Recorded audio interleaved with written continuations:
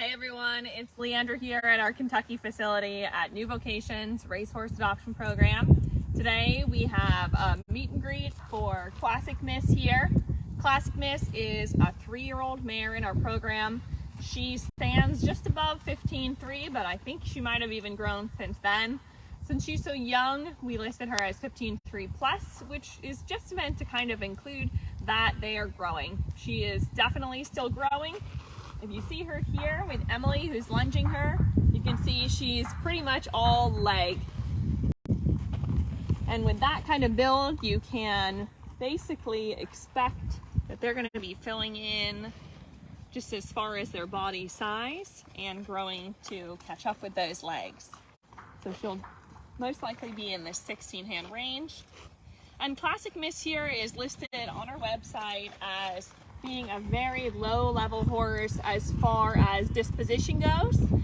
When we list a horse with those level 1 or level 2 rankings on our website based off of our level metric, it's really important to remind yourself that that really is meant to be just a general sense of their disposition, and that all of these horses are green and still learning all of the different skills that are required to have their careers after the track, and they still need a lot of time to grow and mature both physically and mentally. So while she's listed as level 2 and had a really exceptionally quiet disposition for the first ride that we got on her in our program, today she was showing a little bit more enthusiasm and energy in her ride.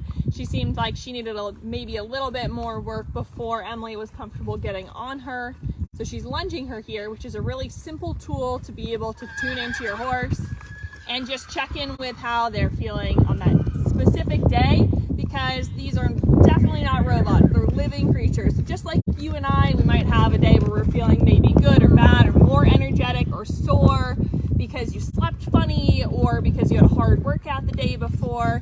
These guys are living creatures the same exact way. So we cannot expect them to act the same every day we get on them. And while she has a really low-key personality in a general default sort of sense, that she might be feeling really good. And that's why she's being energetic, and she might be a little bit spunkier because she just got new shoes on, she's feeling really comfortable, she had a great morning, and that might translate to a more energetic horse. So it's not a bad thing, she's feeling good. Or even if she wasn't feeling good and she was having a bad day, maybe she got outcast from her turnout group and she's a little bit sour about it. They're very emotional creatures.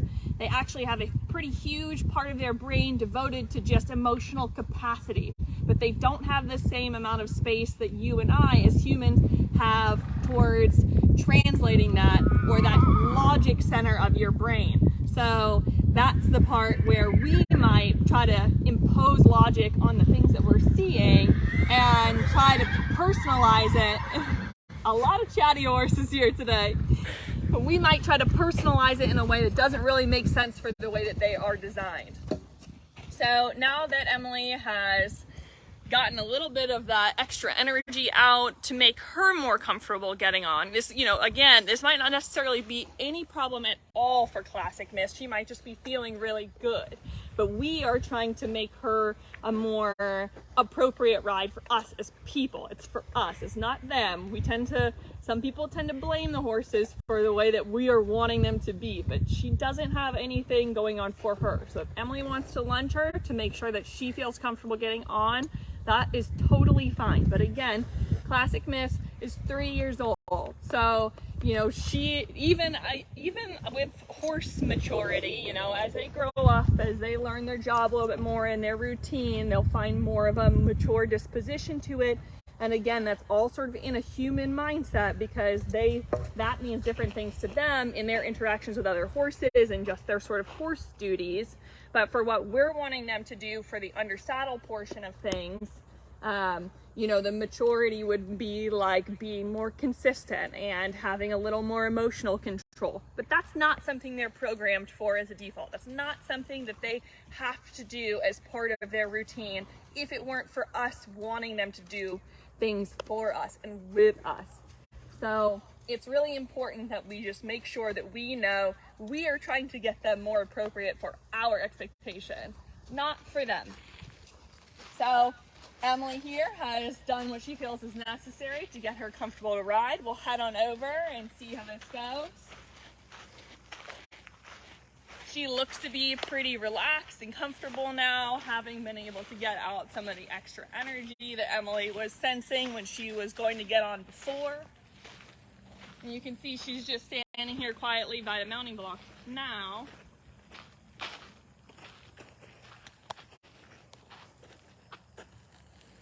And that's one of the things that's neat about being able to show you these things in these videos or in the ways that we try to show them through our profiles or through the conversations. It's also understanding what is normal for these horses as very young adolescents of just being horses, where they're going to have different days. Some of the mouthiness, like what you can see her doing, where she's going what we call front of the bit or over the bit, where she is being a little bit less accepting and on the bit. Those are all just parts of understanding that these guys are teenagers. You know, they still are allowed to kind of test us and figure out that relationship, and that's basically their job at this point in their life.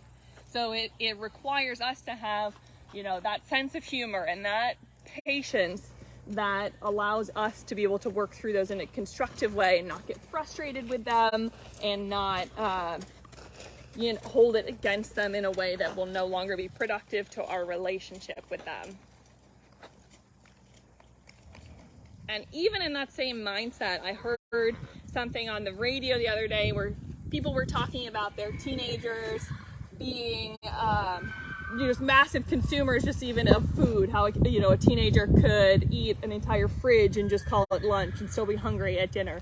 And even in that same sort of way, you know, these horses who are coming right off the track and who have a higher metabolism and are going through that phase that we can kind of relate to the teenage phase with people, where they require more calories because they are growing. Their body is devoting a ton of resources to just growing, not to mention the jobs that we're asking them to do. And that just requires a lot, just as far as general resources, be it calories or the attention we're putting into them. So it's a massive growth period. It's a massive time for learning and development, and it requires us to be leaders and teachers and educated horse people to have the best success rate. And if we skimp in those categories, we're not going to have the best success rates for them or for us and our relationship with them. So we'll watch a little bit now of Emily working with Classic Miss here. You can see this is a more energetic walk that she's got. She's got a little pep in her step. And if Emily, if you have anything you want to contribute to anybody who's watching, and just kind of what you think about in those kind of moments, you are welcome to shout them out and I will repeat them. I think the thing with her, I don't know if they can hear me. I'll repeat it. Okay. The thing with her and most of them is just that they kind of want to go forward. And the worst thing you can do is start to fight with them and try to make them sit back. Like that walk she gives me, she wants to run forward. I just kind of let her. Yeah. So Emily is saying that she always likes to remember that these guys, when they're having a more energetic day, the worst thing you can do is make them or ask them to just stop and stand still and kind of come back to you in that sort of way, because they are more acclimated to want to go forward. Even just from a sort of evolutionary standpoint, they're more flight-minded animals. So they want to move, and when you try to restrict the movement, you're just going to be fighting an upstream battle. So she was saying, even in that walk that she was giving, where it was really forward and kind of a more aggressive type walk, that she just lets her walk it out, and she's not trying to fuss with her or fight with her about it. Rambo's not being very helpful, sitting right in the path there, but Classic Miss does not mind, which is just a good testament to her kind of default disposition, like we described.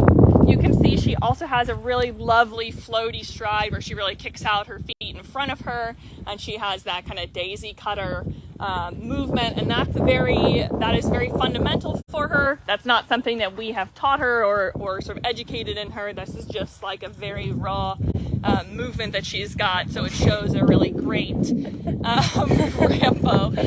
Oh goodness, a really good prospect for a discipline like the show hunter careers, where they're looking for that type of movement, and it just goes to show, because some of these other horses that we get in might show really exceptional qualities in other disciplines.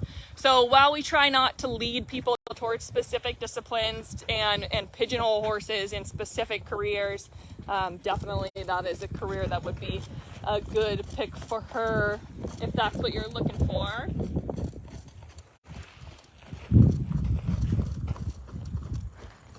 And then when a horse is being fussy like that, you can see Emily's not really grabbing on her face, but she is kind of checking back with her. You can move the horse up into your hand by applying more leg. That's something that of course requires education too, for them to understand that ask. But she's asking a little bit more from her leg. You can see her bumping with her spur a little bit, and asking her to bring that energy up from her butt, and that movement, that energy that you feel come out underneath you, and push it up into the hands. And then the hands are more supportive. And with a horse who's fussing like that, we don't overbit them. We use really simple bits. So instead you want to focus on kind of lifting your hand a bit more and squeezing the reins like you would a sponge, little half halts, but with supportive leg. And just you're not telling them to come back to you, you're asking again, because these guys are so green and young still. Even when they get older, they need those reminders. I can't tell you how many lesson horses I've sat on that have mouths of concrete that are not adjustable anymore. So it's really important that we, especially when they're young, are teaching them to understand the things that we are asking of them, and then keeping them sensitive and soft by not overbidding them, not overusing our hand, but really asking for, like in this case, but especially, where you have more energy, you don't want to try to stop that up front at their mouth and hold that back. It's just going to bubble up behind, and then you'll have more reactive behavior because you're working against them. So Emily's actually asking her for more by asking with her leg and her seat. You can, especially with different disciplines, if you're doing a Western or dressage where you're more seated, you can ask with your hip. She might even, here, sit and try to drive with her hip. Well, in this case, she was doing a downward transition. That was my bad. But you can use lots of tools to help them through that, to understand what you're asking them for, so that they can help to, again, sort of meet our expectations for them in these moments when they might not be of the shared mindset that we have pictured for them. And just another thing to note about young horses, they are losing their caps when they're this young, and she just really had her teeth floated. So she actually, I think, had like 3 or 4 caps come off. That's and so she's adjusting to that as well. And for anybody who's wondering how Visualize is doing, we can pan around behind us and see one of our favorites here. Visualize has been with us since November. He is a really interesting case because in our initial veterinary exams, just based off of some of the bony developments he has, so he has bone cysts in his fetlocks, and at this really young age, it's really, really hard to know how that's going to affect them.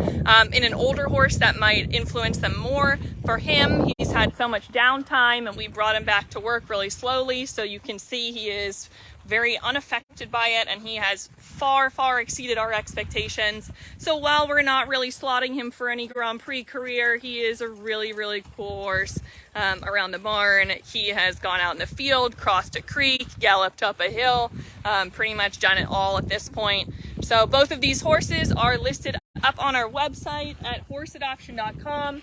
Go ahead and check them out, in addition to all the other incredible horses that we have listed right now available for adoption. Check them out on horseadoption.com, and we're constantly adding horses. If you see a horse that you're interested in, or if you think you might just be interested in adopting from us in the near future, you can fill out an application. They are valid for 2 years. You can renew them if you don't find a horse in that time. And like I said, we always have more horses being added. If a horse gets adopted, there's another horse coming to fill its stall. So it's only a matter of time till we find the right horse for you. So check us out, horseadoption.com. You can see the process and how we work and all these amazing horses that we have here. Thank you so much for joining us today for this little meet and greet. You've seen Classic Miss and working through some of a higher energy day with her, as well as Visualize here, who's just enjoying a routine schooling ride. Thank you so much for joining us here in Kentucky. Hope you're having a great weekend. Let us know where you're watching from, and we'll see you next time.